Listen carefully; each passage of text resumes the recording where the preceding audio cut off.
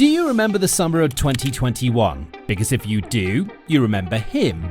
Whoops, wrong picture. This guy performed this song. English girl named Fiona. Big bad gal named Abiola. Yodi shaped like cola. When it became the most viral Euro 2021 banger out there. It's called Body, mostly known as Spaghetti Mafia.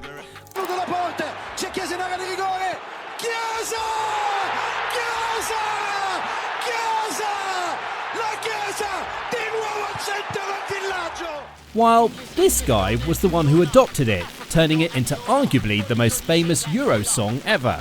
How fast time flies, eh? Federico Chiesa wasn't just good, he was electric. He was the engine of the Italian national team.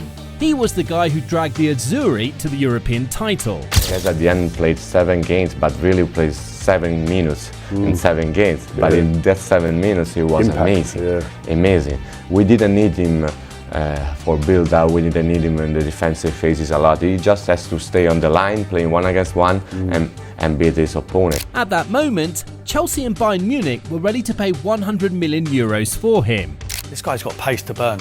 He wants to run in behind, he wants to stretch team, he's a ball carrier, he takes it forward. I think he fits into the mould of Liverpool, the way they want to play. And many people were really seeing him lifting the Ballon d'Or in a certain moment. But today he's a ghost, sold by Juventus for the price of a backup fullback, which wasn't surprising given the lack of playing minutes at Juve.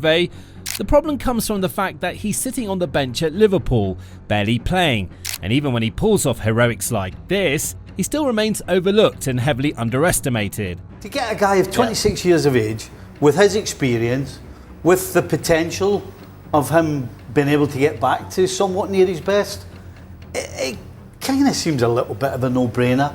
You know, he's not coming in. Oh, and also, this wasn't the first time Chiesa has been saving Arne Slot's arse this season. So, how do we get here? How did the most explosive young and talented Italian attacker in the last, let's say, 10 years, lose 75% of his value in just 3 years? Was it the hamstring injury from 2021-22? Or the minor injuries afterwards that prevented him from getting back to his best? Or maybe one of either Max Allegri or Arne Slot?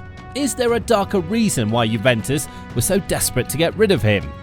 To understand Chiesa's collapse, however, you need to understand his rise. Euro 2021 wasn't just any tournament for Chiesa, it was his coronation.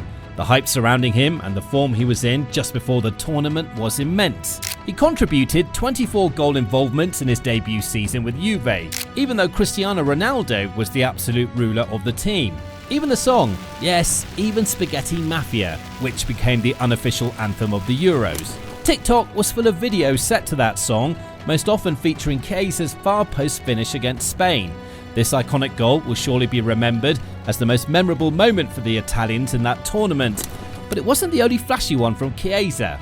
Against Austria in the round of 16, he scored his first Euros goal, becoming the first father-son duo to score at the Euros in 25 years, following in the footsteps of his father, Enrico. Then became the beautiful semi-final goal and the cold knee sliding celebration afterwards. Back at Juventus, he continued his rise.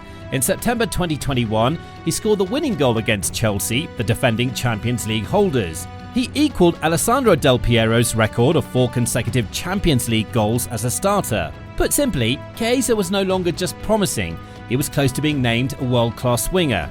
His hunger and determination were extraordinary, and the Bianconeri loved him. He knew he was the fan favourite after such a turbulent 2 to 3 months following Ronaldo's exit in September of that year. And then on January 9th, 2022, everything changed. Juventus versus Roma in the most dramatic match between these two sides we've watched in the last decade.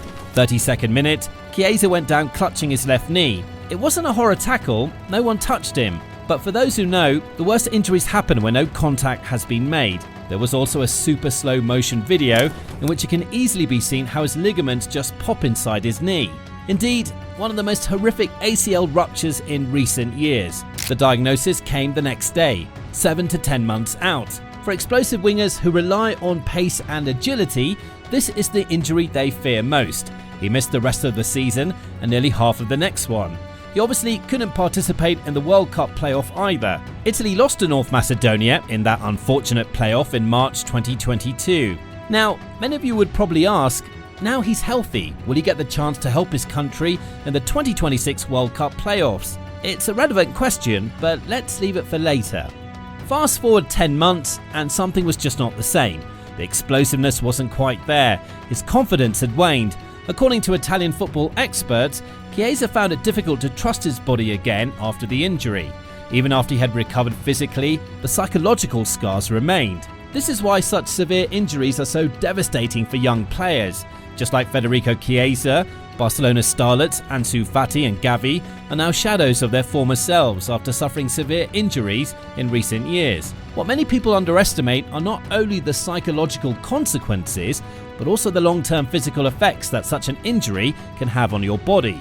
Technically, the initial injury has healed, but many players have suffered numerous short-term injuries as a result. And this is exactly what happened to Chiesa as well. In the 2022-23 season, he missed another 12 games due to various muscular problems. In 2023-24, he missed 9 more. The injury pattern had begun.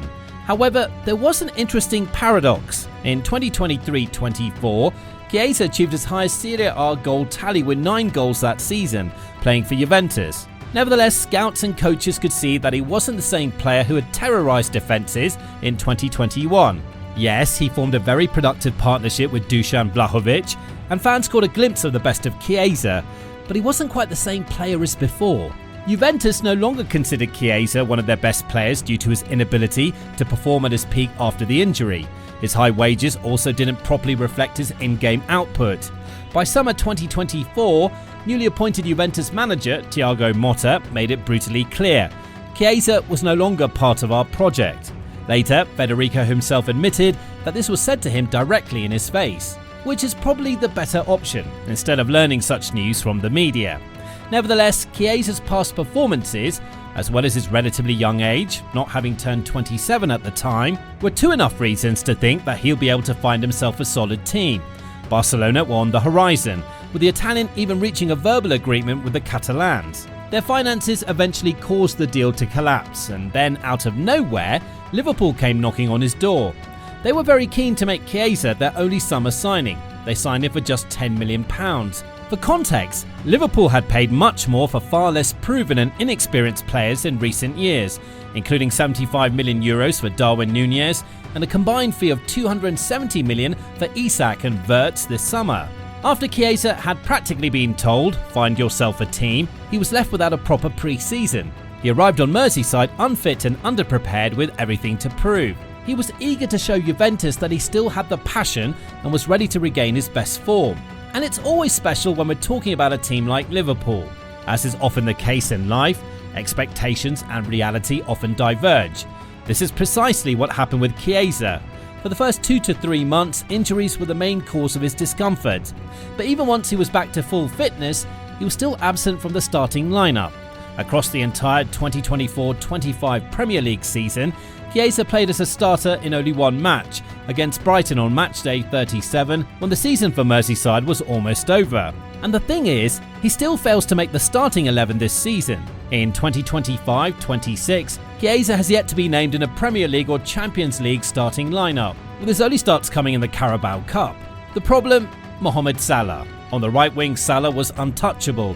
Chiesa could also play on the left, but there he competed with Cody Gakpo and Luis Diaz, both of whom were in a solid form for much of the season. Slot's system demands intensity, pressing and high fitness levels, which Chiesa, having arrived without a pre-season, couldn't match. Slot admitted that, based on his quality, Chiesa deserved more minutes, but he couldn't displace players who had great seasons. It was a vicious cycle. Chiesa needed to play in order to get fit, but he couldn't play because he lacked match fitness. However, the beginning of 2025-26 gave Chiesa reason to believe that this season would be different. He came off the bench in the 88th minute, with Liverpool drawing 2-2 after Bournemouth's incredible comeback. Within 7 minutes of coming on, he volleyed home the winning goal. He pointed to the Liverpool badge. He dedicated the goal to the late Diogo Jota. Anfield erupted. For a moment, the "You'll Never Walk Alone" song sounded in his honour. He had just saved Liverpool in what was initially expected to be an easy season for the Merseysiders following their major signings. A little over 3 months and Chiesa again had the final word in the match against Sunderland. Deep into stoppage time with Liverpool pushing for a winner, the opposing goalkeeper launched a counter-attack, sending Wilson Isidore clean through with only Alisson to beat. Chiesa sprinted the length of the pitch, catching up with Isidore and making a perfectly timed clearance to prevent a certain goal. Without Chiesa, Liverpool would have lost at home, again. And following the recent altercation between Arne Slot and Salah, Chiesa may now have a chance to secure a place in the starting lineup under the hostile lights of Anfield. Fans are tired of hearing that Isak and Wirtz need time to adapt, that Salah will soon find his form, and that Arne Slot just needs to find his rhythm. Now, with Chiesa obviously gaining momentum, there are 2 important questions to be asked. Firstly, is he ready to get back to the Italy national team for the playoffs with Northern Ireland and then eventually Wales? And secondly, should he search for a new club in January if the situation doesn't change for him by then? Well, share your thoughts down below. And you know what? Would he be a good fit for a team like Inter? Yes, they have a fire attack and I can really see him fitting in there. Check out how he can find his place right here.